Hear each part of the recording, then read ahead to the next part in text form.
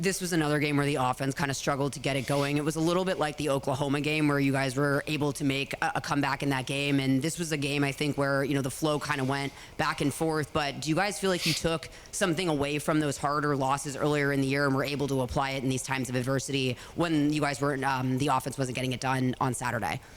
Yeah, obviously that game, the Oklahoma game and this game, like the offense didn't do as well as they expected, obviously. But they've been doing well for us the whole season, so I think it was time for us, to help them out and make some plays for them. So I think, taking things away from the whole season, just as a defense, I think we've been wanting to play better.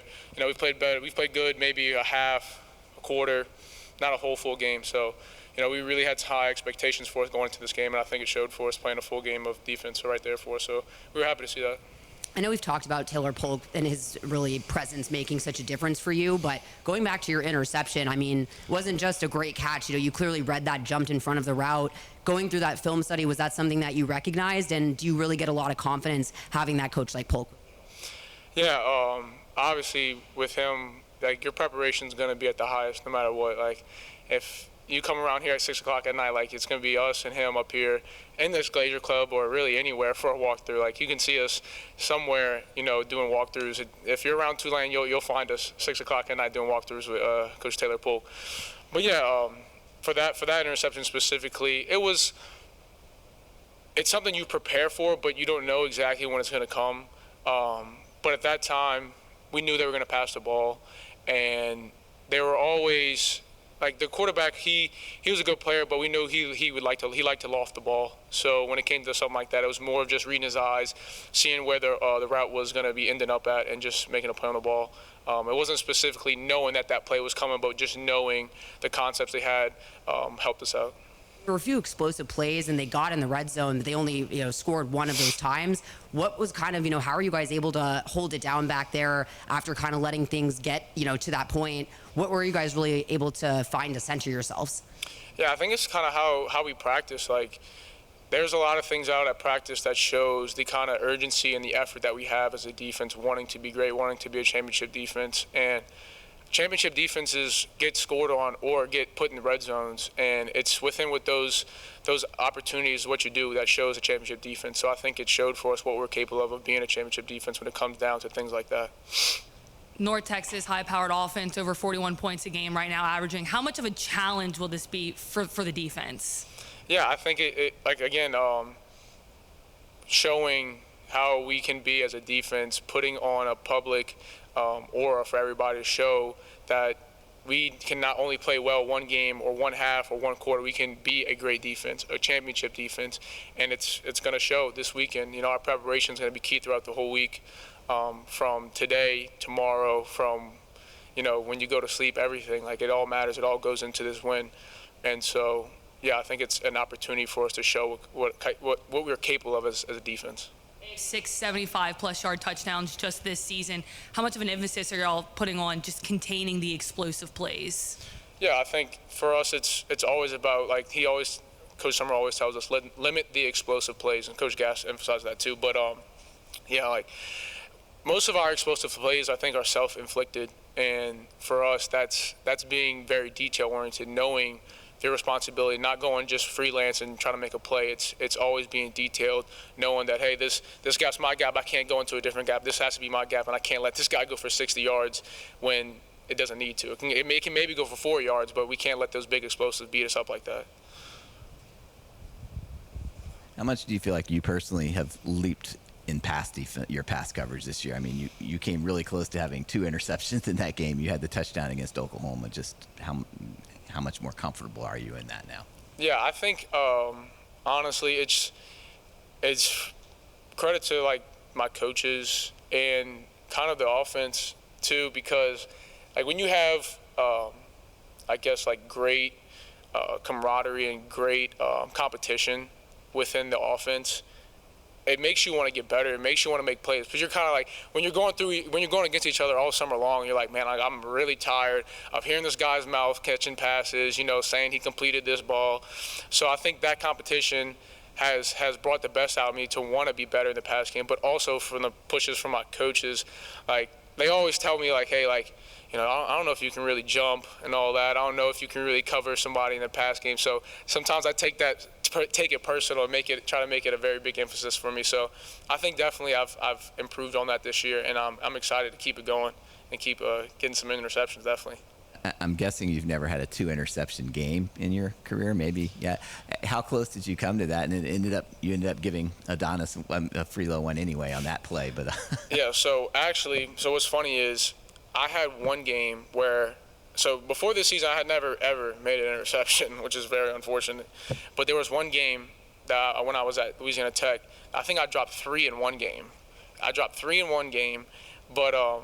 yeah, the second one, I was just like, man, I like to be a team player, so I was gonna, help my teammate. I will just say that's what it was. But yeah, no, it's exciting to see a big man like that get a reception. So I'm excited for him. We talked to you for a few weeks back. You said, you guys had either showed it in the first half or the second half, but were really yet to put it all together. Obviously, this was a game where it came down to the fourth quarter. The defense, it was a second half defense. What do you feel like kind of clicked? I know that you guys had some dominating outings, but this one was a little more, I think, difficult. What do you think really came together on your side of the ball? Yeah, it's kind of tough to say exactly what the specific thing that we've done to make it. Like, I think it's just a build-up over time.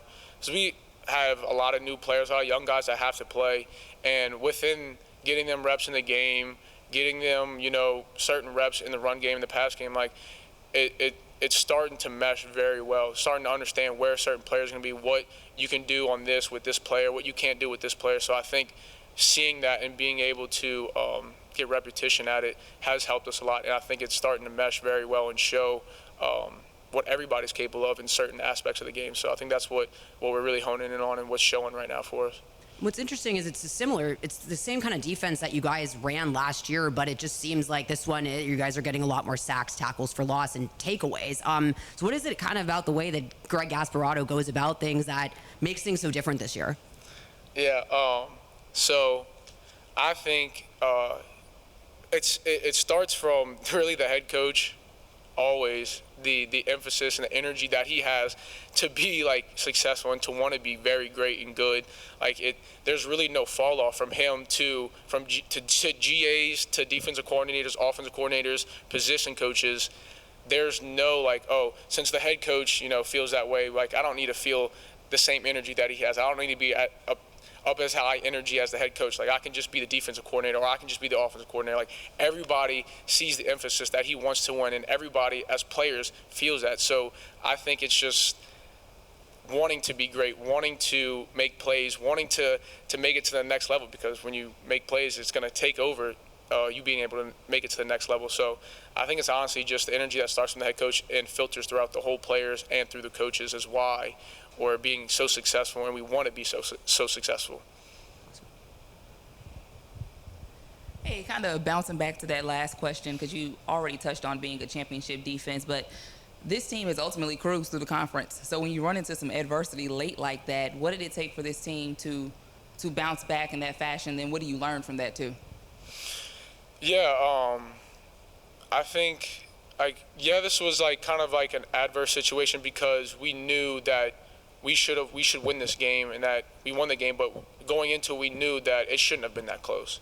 And yes, that was an adverse situation, but obviously we lost 2 games that we could have won, and that was kind of adversity. So I think this game showed, the leadership and on offense and defense, just knowing, and special teams. If you saw Will Carroll, there was a reason why I think it was 64 yards, just flipping the field, that shows how much a big a special teams play is. Nobody really will probably see that stat sheet like everybody says, but that was one of the biggest plays for us the whole game. So I think it showed from the leadership in special teams, the offense being able to not turn over the ball, and then on defense getting turnovers. It shows the type of leadership and type of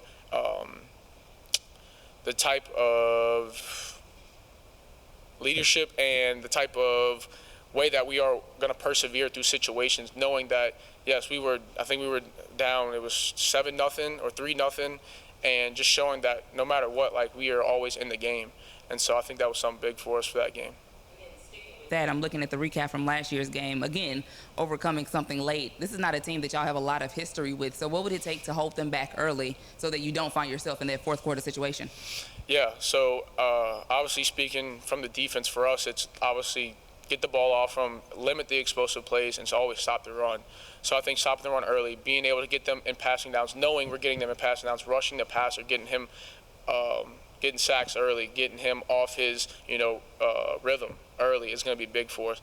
And then, I'll speak for the offense too, like just hitting explosive plays, like running the ball like we always do. Like we always trust in those guys knowing what they're capable of because they've shown it to us. So for offense, it's just doing what they have to do. Like we always trust them when they go out in the field. So and special teams too. Like when we're all meshing together well, like we're a really dangerous team. And that's I think where it's going to start showing. Like us being a dangerous team is when everything just comes together as one.